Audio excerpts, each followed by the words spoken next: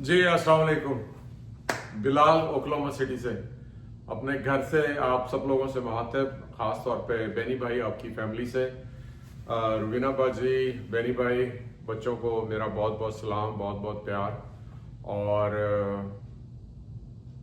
मैं तो मैसेज मेरा ये है कि मैं अपनी लास्ट ईयर में स्विट्ज़रलैंड में गया था और मैं डायबिटिक हूँ और 8-9 साल से वो डायबिटीज़ की गोलियां खा रहा हूँ। तो जब हमें इंफॉर्मेशन नहीं मिलती तो हम जो डॉक्टर कहता है वो हम उसके ऊपर बिलीव कर लेते हैं। मेरा 2015 में वो एक स्टंट डला था, वो मेरी वेन्स जो थी वो हल्की सी टाइट हो गई थी।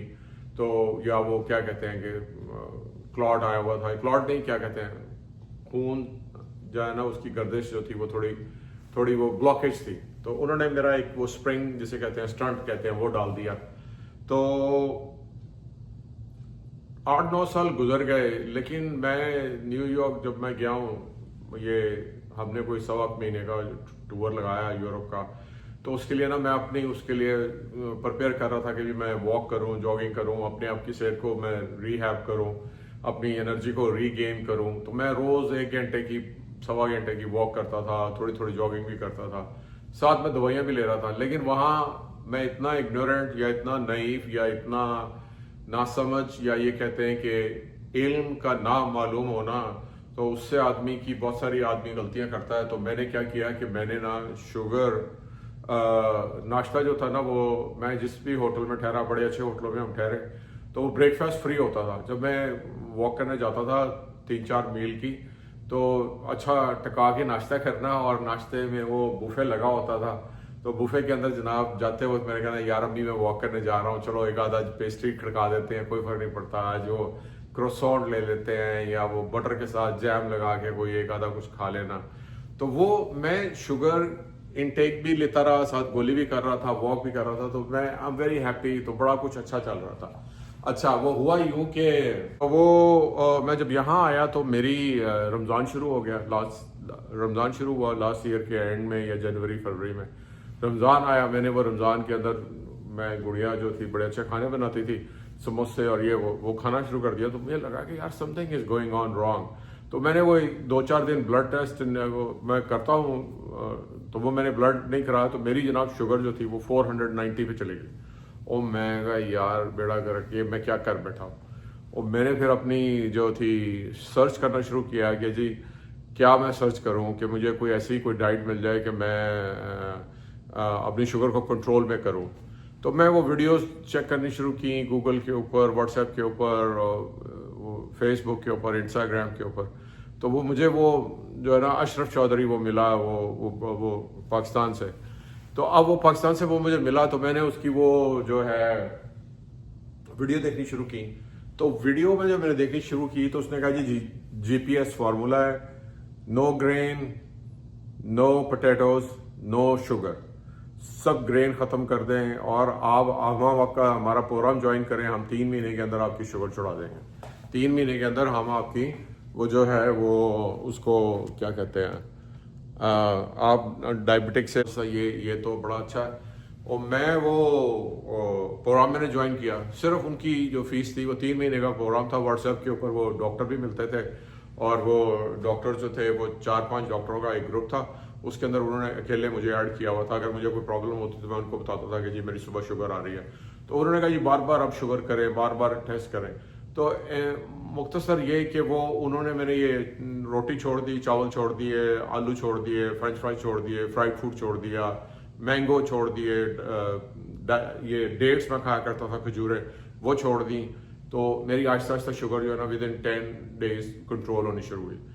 और वो प्रोग्राम जो था 3 महीने का था, उस 3 महीने के प्रोग्राम में एक ऐसा पीरियड भी आया कि मैं बिल्कुल शुगर से फ्री हो गया। यानी कि मेरी कोई डायबिटीज़ नहीं थी। मेरी सुबह के वक्त 89, 91 शुगर आती थी, 2 घंटे के बाद 150, 151, अभी जब नाश्ता करने के बाद। तो विच इज़ वेरी गुड। इसका मतलब है कि मेरी शुगर निकल गई थी। अब लेकिन मेरे अंदर वीकनेस इतनी आ गई थी कि मैं कोई रोटी नहीं, कार्बोहाइड्रेट्स नहीं ले रहा था। अब कार्बोहाइड्रेट्स क्या हैं? कार्बोहाइड्रेट्स हैं ये आटे में हैं, चावल में हैं, आलू में हैं, fried food, very very dangerous. अच्छा, वो मैं दिन में 3-4 मरतबा वो जो प्रोग्राम था उसके मुताबिक जो था ना, आपने सुबह दोपहर शाम हर वक्त आपने चेक करनी है। और मैं वो काफ़ी सारी स्ट्रिप्स ले आया, बार बार मैं चेक करता था। तो एक दिन वो हम गए ग्रोसरी करने के लिए, तो वो मेरी गुड़िया जो है वो ले आई नमक पारे। नमक पारे जो हैं वो बिल्कुल फ्राइड होते हैं और मैदे से बने होते हैं। तो मैंने शुगर चेक की तो मेरी शुगर थी पता नहीं 121 ऐसी कुछ शुगर थी। तो मैंने कहा चलो मैं ना ये थोड़े से नमक पारे खाने के बाद ना 5-10 मिनट के बाद शुगर टेस्ट करता हूँ तो मेरी शुगर कितनी बढ़ती है, स्पाइक इसकी स्पाइक क्या है। लेकिन जी मैंने वो 5-7 नमक पारे खाए और मेरी 121 थी। और उसके बाद मैंने 10 मिनट के बाद मैंने किया तो मेरी 221 100 सिर्फ 5 नमक पारों ने मैदे के, उन्होंने मेरी शुगर की स्पाइक जो थी इतनी बढ़ा दी। अच्छा, अब ये जो मैं प्रोग्राम मैंने ज्वाइन किया हुआ था, इस प्रोग्राम के अंदर ये था कि इस प्रोग्राम में ये था कि मुझे बार बार शुगर अपनी टेस्ट करनी थी। एजुकेशन दैट आई गॉट, मैंने जो इन्फॉर्मेशन ली है गूगल से और यूट्यूब से, वो मैं आप लोगों तक शेयर करना चाह रहा था। तो चले, मैं ये लंबा हो जाएगा तो मुझे नहीं समझ आ रही कि ये फिर व्हाट्सएप पे चढ़ेगा नहीं, फिर इसको यूट्यूब पे चढ़ाना पड़ेगा। और मैं ये यूट्यूब के ऊपर नहीं चढ़ाना चाह रहा, ये सिर्फ आपकी फैमिली तक मैं शेयर करना चाह रहा हूँ।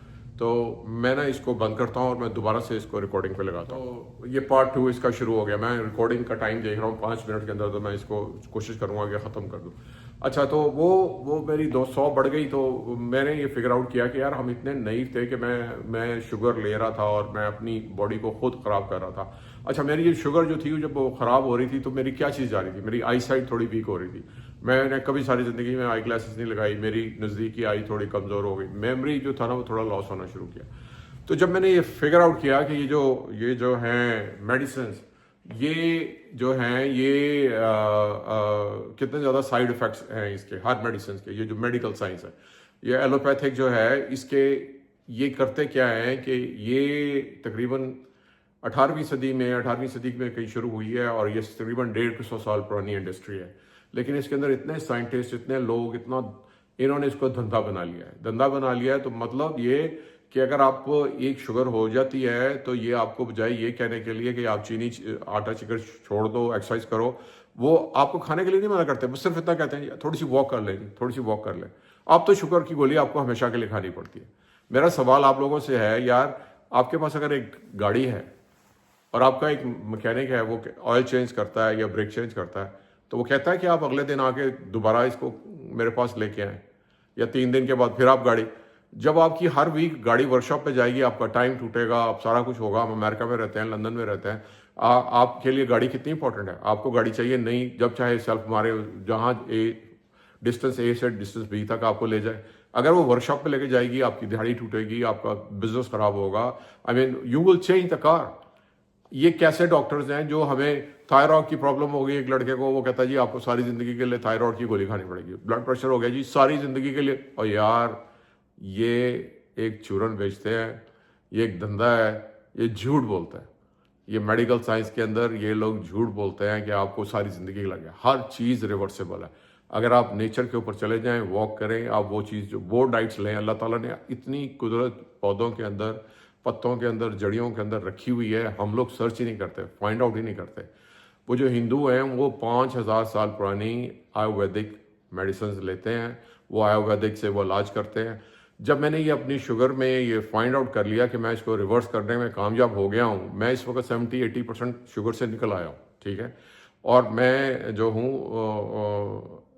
एक सेकंड में ज़रा पॉज लेता हूँ। मैं ये कहना ये चाह रहा था कि जो आयुर्वेदिक है ये 5000 साल पुरानी ये इनकी सर्च है, और ये सारा पौधों से, पौधों के पत्तों से, जड़ों से, लेमन से, जिंजर से, गार्लिक, अदरक, हल्दी, इन सारी चीज़ों से वो इलाज करते हैं। और वो आपको ऐसी जूसेस पिलाते हैं, पत्तों का खाना देते हैं, जिससे शुगर भी रिवर्स हो जाती है, ब्लड प्रेशर भी रिवर्स हो जाता है।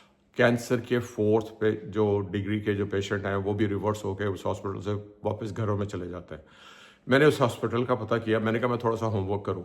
वो एक डॉक्टर हैं, उनका नाम है आचार्य, मैंने ये नाम लिखा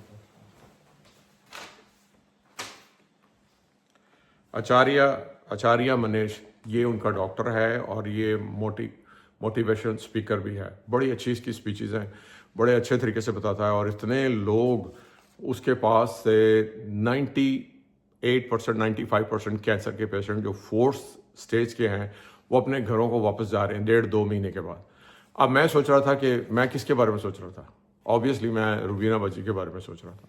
मैंने कहा ये स्टेज कैंसर जो है ये soon it will be destroy your body. आप अगर ये तो मैंने ओमान से कॉल की, मैंने उनके मेडिकल जो थे ना रिजल्ट्स वो मंगवाए, मैंने उस हॉस्पिटल को ईमेल किए, मैंने उस हॉस्पिटल को कॉलें की।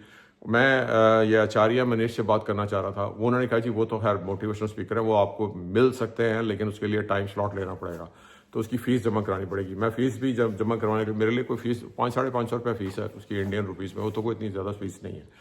तो मैंने फिर क्या किया कि मैंने वो स्लॉट लिया, तो उन्होंने डेट ऑफ बर्थ पूछी, फिर मैंने ओमान को कॉल किया, तो ओमान ने मुझे वो रिजल्ट्स भेज दिए। मैंने वो रिजल्ट्स उनका जो है ना बड़ा ज़बरदस्त ईमेल है, उनका है ईमेल care@jinaseco.com, jinaseco.com। उनका देखो मोटिव भी कितना ज़बरदस्त है।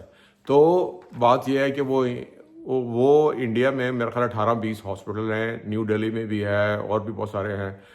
आप कोई एक बेटा रुबीना बाजी के साथ इंडिया न्यू दिल्ली चला जाए, मुझे मालूम है कि मैं भी I will take care of the hospital bill, लेकिन मैं ये नहीं चाहता कि मैं कुछ करूं, कुछ और हो जाए और ये लो जी बिलाल साहब ने मरवाता। आप फैमिली वाले हो, सारे बच्चे, बैनी भाई की इनटेक्स, वो उनका क्या डिसीजन है। रुबीना बाजी भाई मैं इलाज के लिए कोशिश करूं, आपको लेके दूं, वो कह जी ये तो अब नहीं करना ही नहीं है।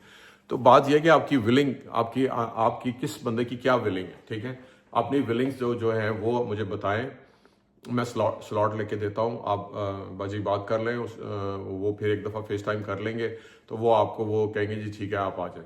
वो विजय का भी वो बंदोबस्त करते हैं, मेरा ख्याल है 1.5-2 महीने वहाँ कोई ऑपरेशन नहीं करना, कोई काटा पीटी नहीं करना। वो एक बात जो मुझे समझ आई है उसके लेक्चर से, वो ये कहते हैं कि ये कैंसर क्यों होता है, शुगर क्यों होता है। लोग जो है वो क्या करते हैं, लोग स्ट्रेस लेते हैं। स्ट्रेस जब आपकी नॉर्मल लाइफ, जो आप पिछली ज़िंदगी अपने पेरेंट्स को देख के आ रहे होते हैं, जब अपने बच्चों को देखते हैं तो बच्चे आपको टाइम नहीं देते हैं, आप एक जगह से दूसरी जगह ट्रैवल कर रहे हैं, घर का नहीं पता, इस घर में रहना उस घर में रहना है। जब आप थोड़ी बहुत स्ट्रेस, फिर बच्चे टाइम नहीं, बच्चों की अब इंटरनेट के ऊपर ज़िंदगी बड़ी डिफरेंट हो चुकी है। तो वो जो पेरेंट्स को बंदा कहता है मैंने इतनी माँ बाप की खिदमत की, मेरे बच्चे मेरे पास नहीं है, या बच्चे अपने बिजी हैं, बंदे को स्ट्रेस थोड़ी तो होती है, कामत नहीं है। तो वो स्ट्रेस के साथ बॉडी एंजाइम पैदा करती है, बॉडी एंजाइम पैदा करती है, आपकी बॉडी के अंदर जो टॉक्सिक्स जो चीज़ें हैं वो एक जगह पे एक्यूमुलेट होने शुरू हो जाती हैं, यानी कि एक गांठ बन जाती है, गिल्टी बन जाती है। वो जो है वो लोग जब आप एलोपैथिक के पास जाएंगे वो कहेंगे ओ जी ये तो कैंसर है। वो क्या करते हैं कि इसको अगर छेड़ दें, इस जो गिल्टी बनी हुई है, कहीं पे भी बनी हुई है, माइंड में है, गाल पे है, टांगों में है, बाजू में है, कहीं पे भी बनी हुई है, अगर आप इसको वो फिर रेडियोलॉजी कराते हैं। रेडियोलॉजी में क्या होता है, वो खुद सालों को पता होता है डॉक्टरों को कि ये इतना गलत इसका रूम है, उसके अंदर ना नर्स होती है ना डॉक्टर होता है, वो आपको बंद करके, दीवारें बंद करके, और लोहे की दीवारें उन्होंने बनाई हुई है स्पेशल के, रेडियोलॉजी के जो वेव्स हैं वो बाहर ना किसी को लग जाए, लेकिन वो पेशेंट को लगाते हैं ताकि वो पेशेंट की जो कैंसर की जो वो गिल्टी है वो एक्टिवेट हो जाए। जब वो एक्टिवेट होती है तो कैंसर फैल जाता है। जब कैंसर फैलता है तो फिर वो उसको वो गलत तरीके से ट्रीट करते हैं। वो फिर उसको क्या कहते हैं,